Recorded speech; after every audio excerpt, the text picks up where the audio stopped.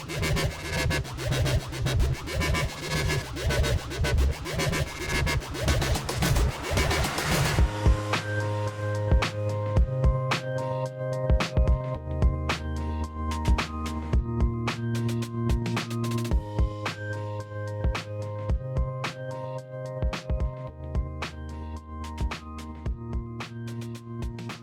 back, dear listeners, to Poems and Potions. This month, we will be interviewing Zach Hanna. I'm going to play for you the original bio that I had recorded for him. Zach Hanna is an Appalachian expat who lives in Columbus, Ohio. His poetry and performance art are parlor tricks he can teach you. He's loud and vexatious, but he means well. Now, it's worth noting that we recorded this episode almost a year ago. And as I was putting together the episode order, I decided that I wanted to put him near the end, and I am so glad that I did. In that intervening time, a lot has happened for Zach. He is now, as of September 10th, 2024, the poet in residence at the Short North Stage, following Louise Robertson, and he is one half of the dynamic duo that is Sandwich Arts. Interviewing Zach with me today is also Marquita Byers, who, in the intervening time, has become quite a force in her own right. And as I record this intro, it just makes me really happy to see how much the both of them have achieved and grown since this original recording. But enough of all that. Without further ado, let's get into it. So, Zach Hanna. Welcome to Poems and Potions. Marquita, I want to let you get into it because like I said, I monopolized the time last time, and that was not fair to you. And I didn't think that you did, but okay, we're gonna jump on in here, Zach. So, so how we start? Can you just introduce yourself to our audience and share a little bit about your journey as a poet? And how did you first discover your passion for poetry? So introduce myself as a poet. Now start. Okay, so start at the beginning. I wasn't a poet, and I Googled open mics in Columbus, and writer's block came up first, or near the top of the list, or was the only one that caught my eye. Regardless, I was like, okay, so there's a poetry open mic. I like words, poem. And I went, and that's how it started. I didn't really have any formal. I had high school level education, and I took a bunch of, and none of it was poetry. So yeah, like I really didn't have any poetry training or exposure to it beyond like the 10th or 11th grade. And I had never really thought of it as a form that I could pursue because we, especially from an Appalachian school district, I had never heard contemporary poetry. So going to the writer's block, just right out the gate was like probably the best way to jump in. So yeah, I can see that. I can see how that would have so when you first went, so that just kind of grabbed you and you were like, oh, okay, I could do this. Yeah, I wrote very bad poetry for a few years, but I had fun doing it. So it's gotta speak for something. And I made a lot of friends and felt an instant community that I never really had access to before. Outside of a church as a child, I had zero binding community in my life, and barely even family cohesively, just because it's so regional. And so, yeah, poetry was my first like adult community. Okay. So in your because you spoke a little bit about just like your only exposure prior to writer's block was probably around 10th or 11th grade.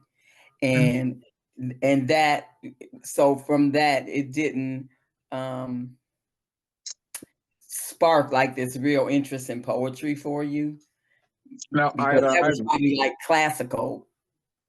Yeah, I type? had written some poetry in high school, and I had my freshman year of college. I only went to like a year and a half of college, but my freshman year of college, I had one of my like it was my midterm or my final. I had compiled a bunch of poetry, and that was the last time I had touched it ever. Like I didn't, and I wasn't even into it at that point. That was just me being lazy and using high school's work for college. Um, so yeah, I was it was a completely foreign experience right out of the gate. It was a crash course in what poetry could be, and I think I jumped in to the Columbus poetry scene at the right time for who I am, identity wise. It was I think it was just fortunate timing. Okay. So now you say you wrote a lot of bad poetry for a couple of years. And so, but even in that, that's what you say about it. You still realize that you had a knack for poetry, or how did that come about? I had a knack for performing right out of the gate, and I did not know that until I went and started. But my poetry is bad. My performance, there's no sense of humility. Like it'd be false humility. I was a really good performer right the heck away, and the poetry didn't catch up for like 4 years. Oh, but you stuck with it. I stuck with it. What was that made you still stick with? Was it because you knew your performance part was, I I up to still par? enjoyed poetry, and I could recognize where I was, and I felt so like it went from nothing but non sequiturs loosely like tied together with rhyme, and then and wordplay. That's what all of my poetry was to begin with, and there were like genuine thoughts and sentiments like all throughout, but like there was no cohesion to it, and Scott Woods brought in this feature from New York. I just knew that she was from Rochester, New York, and she was a big deal. And because I wasn't that uh, embedded yet, it was still like my weekly event that I hung out with some people with, but I wasn't in the know yet. And it was Rachel McKibbins, and she came to Columbus, and I'm from Portsmouth, Ohio. And so this, all I know again is language thing. Hey, Zach. Oh, he froze. Did we lose him completely? You're froze. Oh, You're froze, yeah, Zachary. for about the fifth. Oh, And he's doing things. this is going to be really weird to watch on repeat. Oh, Zach, you're still froze. Now you're like Yeah. making me froze. Oh my gosh. This is gonna be fun. I can't. We need to use this as some kind of a picture. That's fantastic. Yes, Oh, it that is. Oh, right there. yes, yes. Yes. You're still froze, Zach. But you're doing a lot of good stuff that we can use now. Oh, look. Yes. So That beautiful handsome. face. So let's see, can we hear you now if you're Can you hear unfroze? me now? Now we can. Yes. Okay. I So don't know where you begin with lost me. Rachel McKibbins. You I froze was mid after. ramble. So you're McKibbins. talking about Rachel McKibbins coming and how you're from Portsmouth. So you So want you didn't really miss much. So that was all I knew is that who she was and where she was from, and given the context of where I'm from, she reads a set. She proceeds to read a set about Portsmouth, Ohio. Check. A schizophrenia close in her biological family. Check. And and infant mortality, which is throughout my narrative. I've had yeah, I'm adjacent. And so she read like a very, very personal set for me. Like it was could not have been more pointed poetry bazooka at my head. And I didn't know poetry could do that up until that point. I was a fan of it. I enjoyed a lot of really big in-depth poetry, and none of it had really connected to me intimately until that. And then I started paying attention, and I don't think there was a trajectory other than this after that. Okay. Ryan, you want to jump in here? So, do you what do I want to ask? Rachel McKibbins, do you feel that you've given us enough of a backstory, or would you like to tell us a little bit more about her? About so she's, with all due respect to the breadth of slam poetry for what it was, let's say the late 2000s to the mid 2010s, with respect to the whole scene, there is nobody more fierce and honest than Rachel McKibbins. And she was sniffing out, not sniffing out, other people were like pointing out like, hey, there's predators in our scene, and she was like with bloodthirst going after men left and right and pulling no punches. Didn't matter what, the prestige meant nothing to her. And she was doing that real work. And it's not my story to tell, but I think it's good enough for the Annals of Poetry. And it was on Facebook. It was on Facebook, so I think it's public domain. Right. She was at a diner, and some men were making some misogynistic jokes to a table full of women with her at it. And that was the wrong day for Rachel McKibbins, because Rachel McKibbins she had her menses was going on, and asked them, if you don't stop, it wasn't asked, it was an ultimatum. If you don't stop, you are going to have my tampon. And they said something crude back, and she pulled out her tampon, war painted herself, and gave it to them. Wow. And that somebody on Facebook was like, pictures, or it didn't happen. And she like had the evidence ready instantaneously. It did not. Okay. So like Rachel McKibbin's pulled no punches, and I'm not going to get into her personal life and the reasons why things connected. That's not my narrative. Buy her books. And her life has changed, and she's withdrawn from social media largely. So I don't want to really poke at someone who wants probably privacy. But as far as her legend in the poetry scene, I think I've stayed respectful up until that point. Very Wow. nice. Yeah. See, she sounds like yeah, I like her. I do too, yeah. She was big sis to Ciara Freeman and Rachel Wiley. Okay. Two of the Ohio natives or whatnot. She was McKibbins was really good to those two in particular. All right, I'm digging this a little bit more lore. That's kind of cool.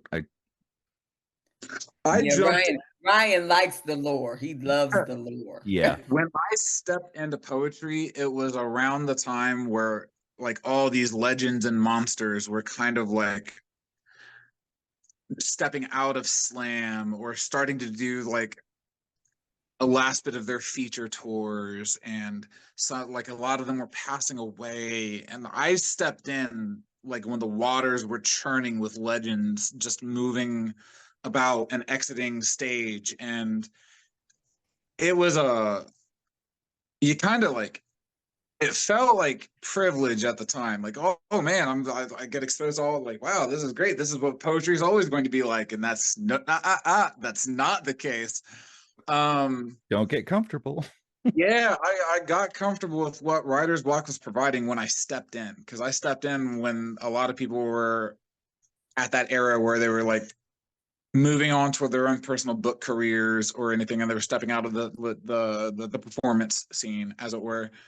And Oz, Omuzel Okawa, Oz, that guy completely backed out of the social media and scene at large. And you can ask poets across America who may have seen Oz, they're going to tell you he was one of the most delightfully and charged. There was a frantic genius to that man. Yeah, so I'll just, this is enough, is that there's a chapbook out there floating around the world with one of his signature poems, which is What to Do If You Tase a Baby. Oh, wow. And knowing that, he writes some of the most like in depth and like deep, booming compassion. And then he comes out with that. And he had a famous slam duet about the ocean and about the main detractor from the ocean is all the whale sperm. So he just bounces back and forth between these frantic, big, chaotically funny ideas and this really aggressive compassion. And you never knew what you were going to get with Oz, but you knew you were going to get genius. But he's wiped himself from the internet. You have Gina Blaurock, who never had an internet presence. She passed away 8 years ago, I think, 8 or 9 years ago. And every legend across poetry in America knows Gina Blaurock, and she never once had an internet presence. So it's like, it's really sad that really the only like fibrous connection that we have with poets in America is social media. Because like there were so many legends that stepped away from it. And if no people tell, then no people know. Gina Blaurock is one that Gina Blaurock's one that we've heard about a few times, and I'm interested to see if anyone has any of her work, because it sounds like it was really amazing. And Gina, so for instance, this is around the time of the Lance Armstrong controversy. One of them. Yeah. She had a poem that was Robert Johnson's guitar speaks to Lance Armstrong's bike. Oh, nice. And she couldn't miss. She had one about Munchausen syndrome that made me cry every time. Munchausen by proxy, rather. Mm-hmm. Gina was a genius, and she was everybody's bartender. Scott Woods doesn't drink. He occasionally will imbibe, but he doesn't drink. Gina Blaurock got Scott turned. I wasn't there. Everybody told me the story. It wasn't my story to tell. Y'all gonna have to pry that out of like Burnell or we gonna pry that out, Scott. Yeah. Gina got Scott turned out on the road at a national slam. So ask around about the Scott's getting drunk story.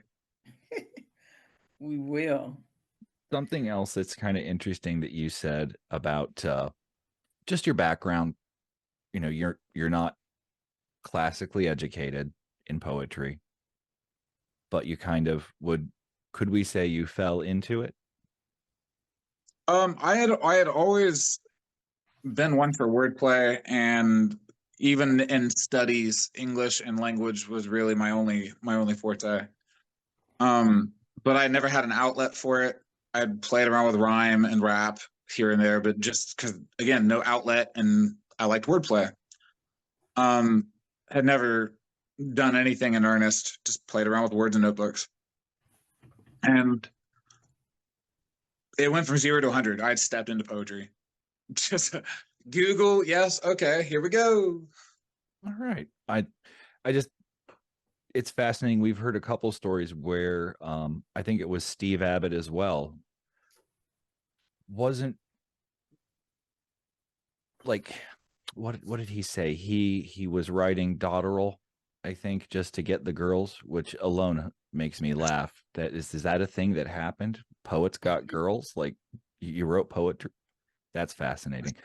And he kind of fell into it. The poetry as a community, I think, is really in it. It exists, but it's a beautiful thing, I think, to talk about, just because, that's why I want to talk about it. This probably isn't going to be in the edit. Is I think it was you or someone I was talking with, and I came out as gay 20 years ago. And you always hear about the community. Oh, the gay community. It's the gay community. So I took community as just being this word and what it was supposed to be on paper. And it's not until, this year, thanks to you in large part, that I now understand what a community is versus what it means on paper. So I think that's a really important thing as far as that, talking about our community and how amazingly. So I will caution.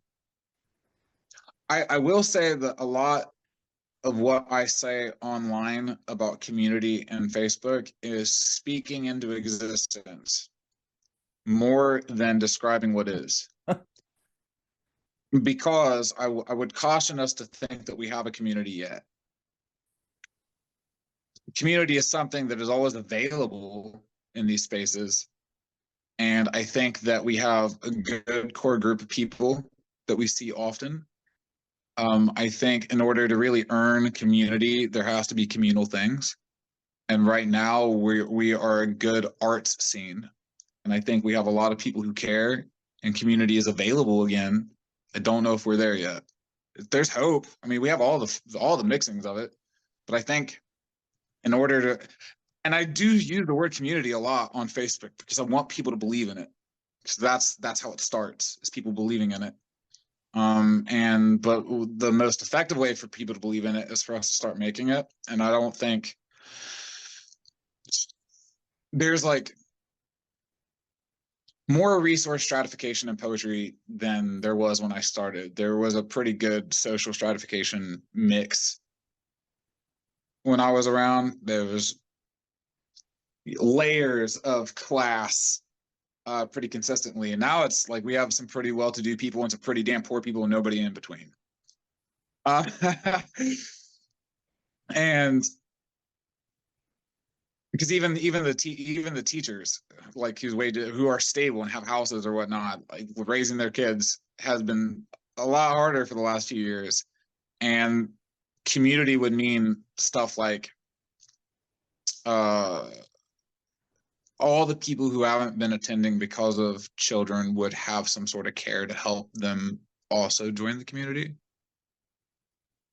There's a lot of people with illnesses and accessibility issues that have been largely a part of the community and were, doing work in the community that weren't able to stay in the community and therefore lost the community.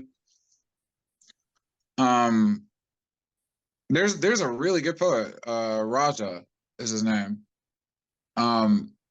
He's the biggest political canvasser I know, period. And I'm not like fetishizing his ability or disability or whatnot. This guy has no arms or no legs. He's a good poet, and he's like the most compassionate political he cares about the people that he's canvassing for. And his really only access to poetry was people inviting him in and bringing him in, and people just stopped. And there for a long time, I didn't have my own transportation, so I couldn't. And so there's a bunch of stuff like that. Like Columbus is really ripe and has all the people who care enough. I think there's enough resources, but the stratification is different than it used to be. And I think we have a lot of opportunity for community. I just don't know if we earn the word yet. I just speak it a lot because I want people to believe in it, so we can maybe build one. Yeah. And I keep trying to draw people inward from the fringe. Because the people who need the most care are often the ones pushed to the edge. So like I try to make a lot of the core values and how I interact within our scene to mimic what community should do, but that doesn't make me the community. I'm just trying to show people what can be and how to act if there were to be a community. I know it sounds pessimistic. There's a lot more hopeful than you think. I think we're ahead of the curve of a lot of the scenes across the country. What I'm hearing is that you are effectively, to be cliche, being the change that you want to see. No? Too cliche? I think I'm just flinging people in the middle and hoping they get the picture. One Yeah, person. I appreciate your expanding the idea of community. Just the way that you put it. Like community is, thank you, Zach. Just thank you for even, because it's making me think. Because if you want to point, there's a difference between what Scott Woods is doing and what all of the rest of Columbus's art scene is doing. There's a Exactly. difference. Yes. Scott is culture focused and community builds around it, right? Right. The rest of the art scene doesn't have a culture to build around, and there's not a network like there used to be. So it doesn't have all the makings of community, like gluing it together yet. It has all the parts and pieces, but none of the action that makes community. And I'm not decrying it or pointing at something that hasn't been said a million times by people much more smart and much less white than me. But I don't know. It's indicative of the values that get pushed down on us from a structural level. If the city isn't going to promote or boost collective areas of its arts scenes and only cherry picks with a price tag artists to help or whatnot, that's how the artists are also going to reflect their success. Like, eat or them. It's never us. That's why everybody tells me to get GCAC grants, and for what it's worth, the Greater Columbus Arts Council reached out to me at some point, and I think I ghosted them. But um, everything I want to do falls into different categories because I like events, but their definition of events is thousands of people. It's not what I do. And I am not going to sell my art or create some product that I can prove will have some return of investment. I'm not going on a tour. I'm not like, I don't need artist studio space. All the things that they supply, I don't need, and all the things I need, they don't supply. So Something interesting regarding the podcast. Mandar and I were talking about stuff, and people were telling him, oh yeah, you should totally look into a GCAC grant. Turns out GCAC will not give artistic grants for podcasts. no. I thought that was real interesting. Like you said. Here's a bit of funny trivia, just because podcast. I was in the first podcast, but I was one of the headliners for the first podcast festival in Columbus. I've never listened to a podcast. Honestly, I didn't listen to many of them, or nothing that was counting as a podcast until very recently. Columbus has a podcast convention. They did. The one of the gentlemen that was running it and putting it together moved away and is no longer with us. But they I think they had it 2 years in a row, and I was in the first one. That's cool. That's so cool. Something that occurred to me the other day, and I'm not sure why. I think it was during the Rap Scene Refrain Where Company Is Coming that day when there was the double billing. Yeah. And somebody had said something about just the Columbus poet vibe versus, I think it was like the Detroit vibe. And it sounded like it was very much a compliment. And something that occurred to me, it's like coming on to a scene with a whole bunch of really amazing poets, like a new poet in Columbus, coming on with these other new poets. As far as what, I don't know what I'm trying to say, something about an inherent quality because a new poet in Columbus is going to be surrounded by amazing people and supportive people. I will say, you just kind of poked at something that I think I could say of worth, which is a few of the people at my level or whatever, what we say about the scene behind your back. Which is in all the other scenes, whenever new and fresh and has a good, unique, or strong voice, it seems as though elsewhere the people at the top are a little cold and or seem threatened. And in Columbus, people who come in with a unique, strong voices and identities in art and poetry or whatnot, they get celebrated just almost immediately as one of us. I'm not the one that said that, but I'm inclined to agree. And there's been a few conversations that have wrapped around the idea that we typically don't compete for the space as a scene, the poetry scene. We tend to just keep shining on each other. And I will also caution us, like us three, and probably a lot of the audience, that the Poetry Cauldron is not the scene. It's just a lion's share of the visible scene right now, but it is not the scene. Not the scene yet, is what I want to say to that. No, it's like an art scene can't just be one event. That's just one event, tight knit. You know what I mean? Like it would be remiss of me, even as we lost a lot of the readings like that are legitimately gone, if I didn't point that there has been and will always be a very like active MFA scene that none of us are exposed to. They hold a lot of open mics and one-off events with each other, like a lot. Now that's fascinating. But was the forum, was that kind of like more for the MFA crowd? No. Nope. The forum it had prestige and consistency. And so a lot of people stayed with the forum for like 20 years. And for a long time, it got the unfair reputation of being like it was this ageist reputation of being the old people's, like the elderly reading or whatever. And which was horse crap, because if you just looked at their features over the years, it was just all over the place. Like it didn't slant one way or the other. I featured at the Poetry Forum, and they were really receptive to my energetic, like I featured there twice, but they were like really receptive to me.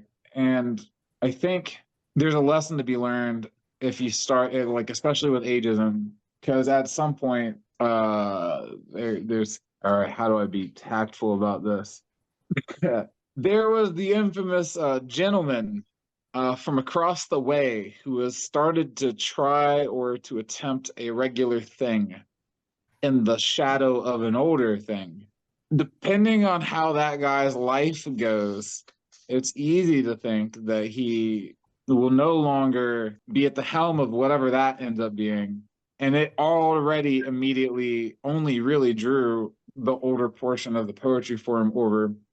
I would say if there ends up being a congregation of older poets or whatnot, I think people should really start to inspect what they think older poetry is or older poets are.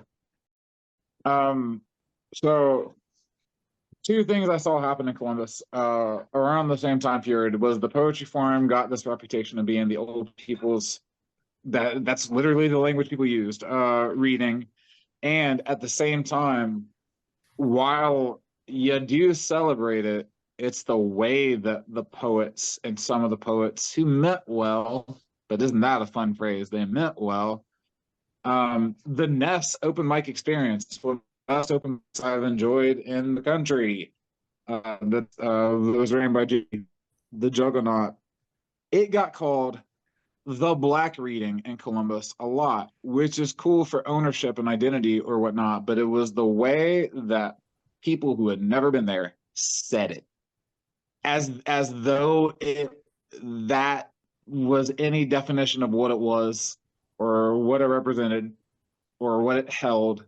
I mean, the magnitude, the Ness had community. Those people were still running events and forming bonds around each other around Ohio. Like that.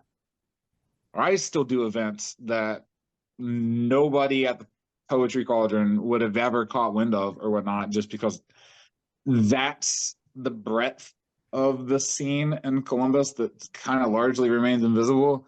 And there's racism involved, and I'm not smart enough to point out why or how. But there's this very, very large web of invisible Black poetry in Columbus. It's big. We need to try and make that. Well, I guess the They question. run a lot of one-off events with higher ticket prices.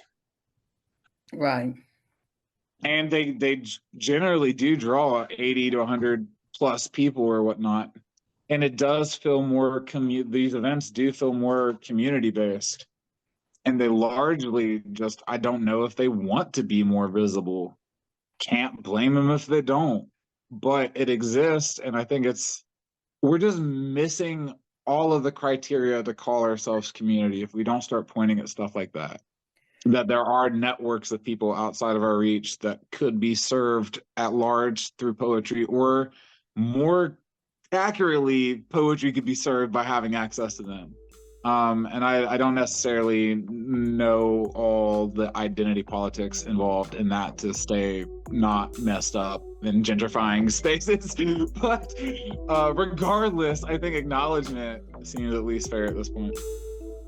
Agreed. Yeah, we can agree with that.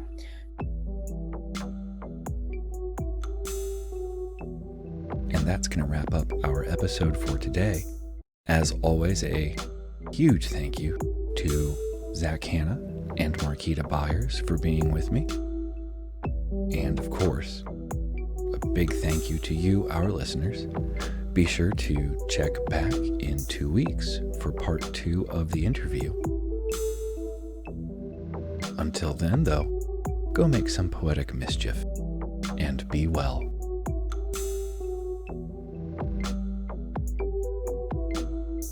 Poems and Potions is produced by Mandar Kath, Marquita Byers, and R. Taryn Lear. Music provided by Charity Dietrich. Sound support provided by A.D. Dietrich.